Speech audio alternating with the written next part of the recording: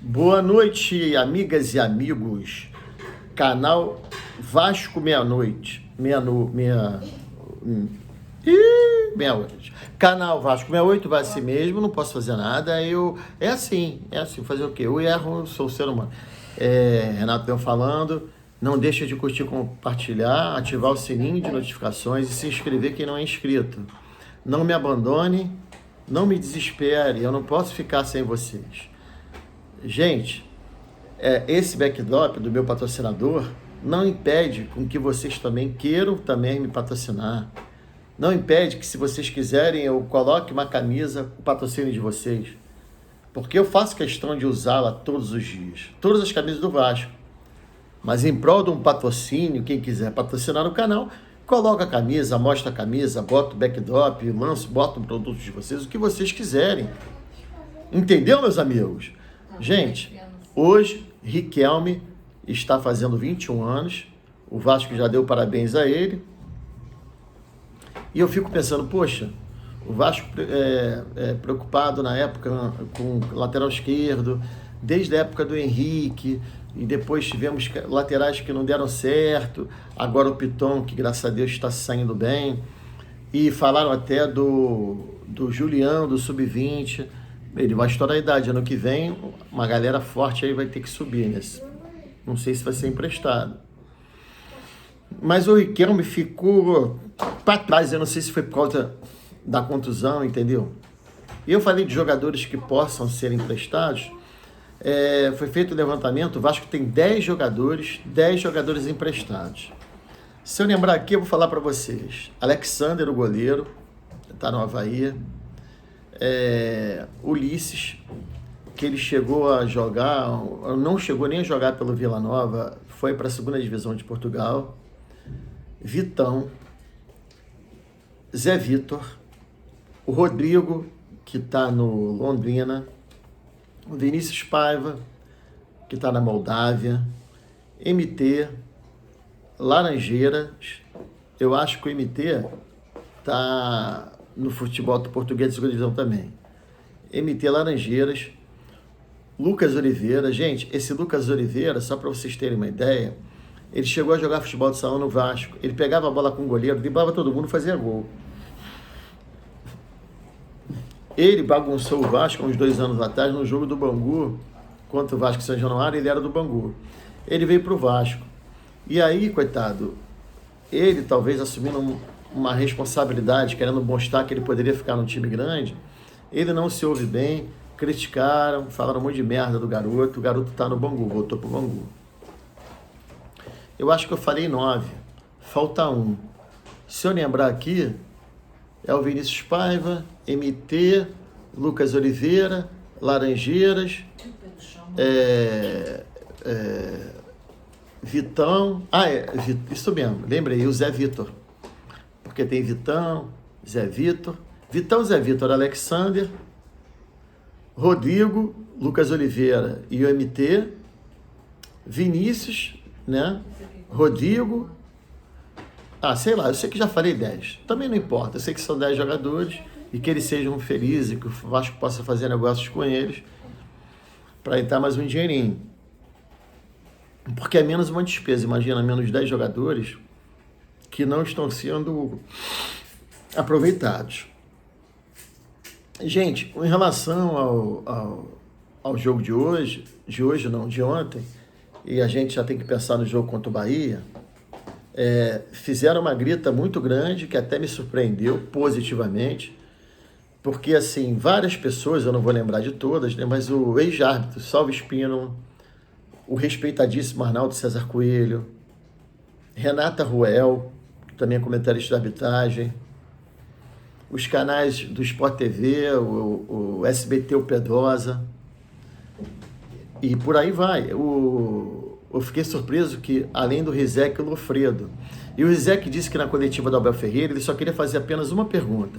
Abel Ferreira, o seu auxiliar, João alguma coisa, ele está suspenso porque ele disse que havia um sistema preparado na CBF para o Palmeiras não ser campeão, quer dizer, o Botafogo, e nisso ele foi afastado. E o que você tem a dizer desse lance de hoje, que unanimemente todos dizem que o gol do Vasco foi errado anuladamente. E ninguém, logicamente, teve essa coragem, mas eu sei que o Rezéquio faria. Eu sei que ele faria essa pergunta. E ele disse no ar isso. O engraçado é que quando a pessoa quer se insurgir contra alguma injustiça cometida contra ela, ela vai e grita. Mas quando ela é beneficiada por essa mesma injustiça, ela fica calada, né? É melhor calar.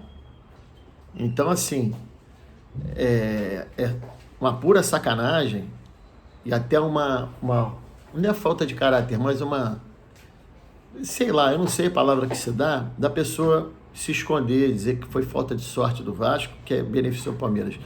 Quer dizer, é uma canalice mesmo, né? Porque, olha só, eu falei aqui ontem que a linha do impedimento no VAR, ela é feita pelo ser humano. E o Lofredo falou, cadê a câmera invertida? Cadê a câmera invertida que não mostra o lance? Ele estava no programa com a Mariana Fontes, de manhã, de tarde, sei lá que porra que foi, ele falou isso. Então, cadê a câmera invertida para traçar a linha? E suponhamos que estivesse impedimento. Aí que a coisa ficou pior ainda, porque foi gerado um segundo lance, porque a bola é rebatida de novo pelo Verratti e ela sobra para o Richard Rios, acho que é a porra desse nome desse cara, ele vai e chuta, despacha a bola.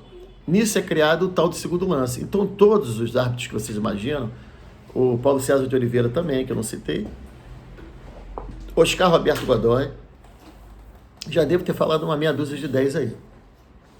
Todos foram unânimes. O Rubem Lopes, presidente da FERJ, também se indignou, porque ele disse que não só o Vasco é prejudicado, mas que cria-se uma descrença no uso do VAR. O Vasco fez pela 4ª vez uma reclamação sobre a arbitragem na CBF, mas não vai adiantar de nada. Ele já fez uma contra o Santos e fez 3 seguidas, contra o Bragantino, Atlético e agora contra o Palmeiras. Mas, gente, não adianta. O Palmeiras somou 3 pontos e o Vasco deixou de ganhar. Ele não deixou de ganhar nenhum, deixou de ganhar 3. Porque o pessoal diz assim, o Vasco fez 1-0, aí empatava. Era uma mentira, o futebol não é isso. O Vasco faria 1-0 e o desespero do Palmeiras para pelo menos empatar ia ser maior. E nisso, ninguém paga a conta. O juiz foi culpado sim, além do imbecil que estava no bar, devia estar no bar mesmo, safado. Além do imbecil que estava no bar, que eu não faço questão nenhuma de lembrar do nome dele, muito menos do juiz, ele também teve culpa. Porque o juiz que vai à Copa do Mundo, ele tem que pelo menos conhecer a regra. Se o cara do VAR, que também deveria conhecer, ela não sabe, o juiz que está no campo deveria. Mas eles não conhecem. Ele deve ter ido por uma troca de favor à Copa do Mundo aí no Catar. Inclusive, no jogo anterior, o Bandeirinha teve a petulância no Vasco e Atlético Mineiro de marcar um impedimento no lateral. Eu acho que todos aqui sabem que no lateral não existe impedimento. Então, uma série de idiotices, uma série de canalices, um lance que não originou, que não foi no jogo do Vasco, mas que não ocasionou em gol e nem nada mais grave, que chega a ser cômico, foi o lance no meio-campo, na lateral, quase na linha lateral, no jogo Corinthians e Goiás, com os 2 jogadores, o do Corinthians e do Santos, afastados, eles ficam ao mesmo tempo no gramado e o juiz dá falta. Acho que deu falta a favor do Goiás. Quer dizer, é bizonhice. Não adianta ficar levantando a questão da perseguição, a questão de suspeitas. Não adianta, gente. Isso aí, se houver e se houvesse, quem tem que provar são as pessoas que lhe competem. Não sou eu, não é você, nós somos apenas torcedores. A minha indignação é que, mais uma vez, fomos prejudicados e por uma vergonha, porque para mim fomos duplamente, e o Vasco perde, literalmente roubado, prejudicado por essa corja que comandou o jogo do Vasco. A minha bonequinha quer falar alguma coisa, filho? Quero. O que você quer falar? Gente, não liga por esse negócio, esse barulho de areia, porque É só fazendo um trabalho da escola. Ah, ela está fazendo um trabalho e ela está construindo uma ampulheta. É ampulheta o nome, não é, filha? Sim. É a ampulheta que ela mediu o tempo antigamente. Não é isso, filho? Muito bem. Beijo. Obrigado, filho. Então, gente, dói pra caramba, sabe? Dói, eu poderia estar falando aqui sobre o jogo, mas no aspecto positivo, até mesmo se nós tivéssemos empatado, vencido, queria estar eu aqui falando. Agora o negócio foi tão escabroso, tão escroto, que até a imprensa internacional, ela está repercutindo. E eu vou ser muito sincero e dizer, porque isso acontece com o Vasco, que o Vasco não tem representatividade, nem na federação e nem na CBF. Eu concordo, mas eu não sei se nesse caso, com ou sem representatividade, a gente seria prejudicado da maneira que foi prejudicado. Não sei, cara, sinceramente. Eu prefiro acreditar, apesar de achar eles uns bons filhos da puta, quem está por trás disso, uns pilantras e safados, eu prefiro acreditar na lisura e honestidade das pessoas, do processo, do campeonato. Mas a foda é que eles só erram contra o Vasco. Só, gente. Não venha me dizer que não. Só. Por exemplo, se eles erram um contra o Botafogo, eu tô falando do pessoal do Rio, né? Um contra o Fluminense, um contra o Flamengo, contra o Vasco eles erram 5. E é jogo após jogo. É o pênalti não marcado contra o Santos, é o pênalti não marcado contra o Bragantino, é o pênalti não marcado contra o Atlético Mineiro. E aí as pessoas estavam dando razão. Só que chegou a um ponto tão escandaloso, que foi a questão da utilização errônea do VAR, e a gente é prejudicado. Como dessa vez não tinha o que ser contra o Vasco, tiveram que unanimemente ser a favor. Como diz o Apolinho Washington Rodrigues, futebol tem 17 regras. Vamos seguir essas 17 regras. Vamos seguir, são 17 regras apenas. Siga. Agora, o VAR surgiu para ajudar e para corrigir as injustiças e as imperfeições. E ele está fazendo justamente o contrário. O VAR, ele não pode interferir num lance sem ser um lance de gol do cartão vermelho, mas estamos falando de gol agora, de gol. Então, foi gerado um segundo lance.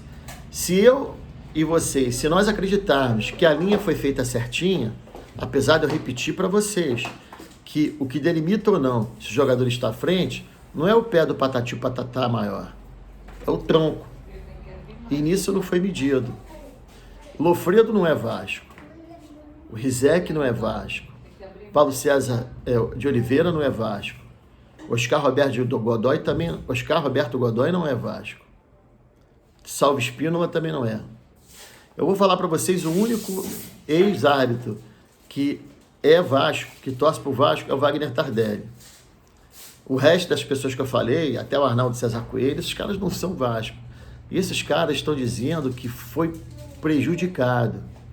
Esse prejuízo mais à frente pode fazer com que o time caia de novo para a segunda divisão.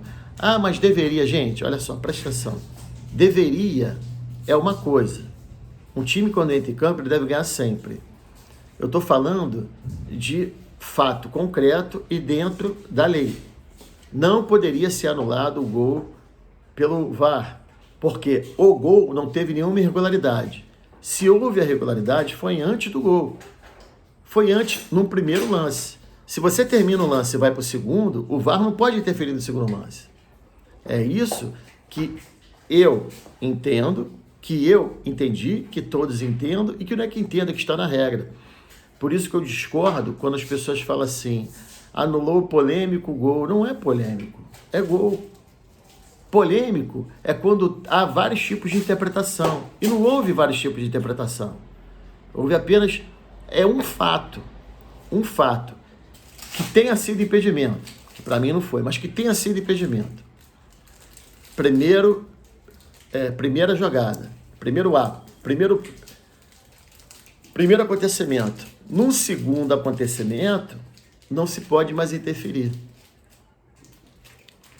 Gente, hoje mais calmo, não é mais conformado. Mais calmo, mais tranquilo, porque a gente vê o jogo, fica puto no final. Eu estou podendo explicar detalhadamente E peguei também essas informações de todos os ex-árbitros, da regra do futebol, ou então, se vocês acharem melhor, não do livro de regras, mas das 17 regras. E o pior disso tudo, com todo esse alarde que está sendo feito, que infelizmente não vai dar em nada, que eu repito, até a imprensa internacional está repercutindo, a CBF não se pronunciou. A CBF não lançou nenhuma nota. Eu acredito que eles vão lançar uma nota, mas o que eles vão dizer deve ser mais do mesmo, qualquer idiotice dessas, entendeu? Agora, no mínimo, o árbitro, essa equipe toda do VAR, eles têm que ir pra puta que pariu. Não pode apitar mais esse ano, pelo menos. Tinha que pagar uma multa. Porra, aí, levando pro lado sério, sem ser brincadeira. A Conmebol multou o Fluminense, colocou ele em 5 ou 6 itens nas questões do gramado, marcação de gramado, área de gol, ondulação do campo. Fizeram uma porrada de questionamentos que o Fluminense não cumpriu, o estado do gramado estava naquele jeito, e aí eles multaram o Fluminense. O Flamengo anteriormente já tinha sido advertido, agora o Fluminense foi multado. Agora o Maracanã vai fechar para ajeitar, que é uma outra coisa também. Aparece uma agrônoma dizendo que a grama tem que descansar. Bicho, porra, é que nem aquela porra, tu vê uma grama verde, aquele negócio verdinho para todo mundo, criança brincar, não pise na grama. Então por que plantou aquela porra daquela grama? Fala o seguinte, pega o Maracanã, bota um borrachão, bota cimento, bota sintético, bota a puta que o pariu. Porque grama gasta. Ou então faz um terrão. Faz o terrão, cansei de jogar terrão, sair todo esfolado. Ah não, mas eles são jogadores milionários, eles não podem machucar a perninha. Gente, há essa indignação. Assim, a gente fica chateado, a gente comenta, a gente escuta nas ruas. Até os torcedores dos outros times, eles acabam até tendo que concordar, né? Porra, tem que concordar. Só que o prejuízo fica com a gente. Por quê? O Botafogo é o provável campeão, o Flamengo está na final da Copa do Brasil, o Fluminense vai classificar para a Libertadores e o Vasco, com 6 pontos atrás do primeiro time fora do rebaixamento. 6 ou 5, sei lá, foda-se. Aí cada jogo agora é uma decisão. Cada jogo agora, o Vasco tem que pensar em vencer, nem pontuar, nem empatar. Tem que vencer. Eu não vou torcer pro Cauli, que se machucou aqui, é um excelente jogador, né? Foi criado na Alemanha, fez a base toda, o futebol todo ele na Europa. E que ontem sentiu o joelho. Eu não vou torcer pelo mal do rapaz. Tanto quanto que, porra, agora machucou também o Arrascaeta, o Luiz Adriano do Flamengo, disseram também que foi por causa do campo. O Cauli não, o Cauli jogou no Engenhão. E ontem, eu estava brincando esses dias, dizendo que o Palmeiras botar sub-17, pô pro time. Inclusive, eu tinha certeza que eu falei aqui, e errei, que o Dudu não deveria jogar, porque o Dudu tem vindo de uma contusão, não sei se é contratura, não sei o que é, e que estava sendo lançado e não jogando os jogos todos. Porra, tudo bem que o Fluminense ganhou o jogo de ida de 4-0 do Deportivo Pereira. Tem o jogo da volta que só para proforme, né? Porque já está classificado. Aí eles pegam o Corinthians no final de semana. Eu achei que ele não fosse jogar. O que aconteceu? Não foi por causa dessa contusão. Foi depois que o Paulinho deu um drible na lateral, ele girou a perna, o joelho prendeu, sentiu o joelho. Infelizmente, ele só volta pro futebol do Dudu ano que vem. Um cara que eu sou fã do futebol dele, gosto pra caramba, vai fazer uma puta falta ao Palmeiras. E eu desejo a ele todas as melhores do mundo. Como desejo melhores pro Cauli, pro Arrascaeta, pro Luiz Adriano. O teu sucesso não tem que depender do fracasso, muito menos da doença do outro. A gente tem que torcer sempre pelo melhor da pessoa. Dentro de campo é outra coisa. Dentro de campo, para chorar a tua mãe que chora é a mãe do adversário. Mas é esporte, é competição. Agora, não por isso que a gente vai torcer sempre para um jogador ficar mais tempo machucado para não nos enfrentar. Então eu estimo as melhoras para o Dudu, como estimo as melhoras também para os jogadores todos aí que estão contundidos. Porque nós não podemos desejar o outro que a gente não desejaria para si próprio, entendeu? É lógico que a gente vai torcer para o Vasco ganhar os próximos jogos. É difícil, a situação é difícil.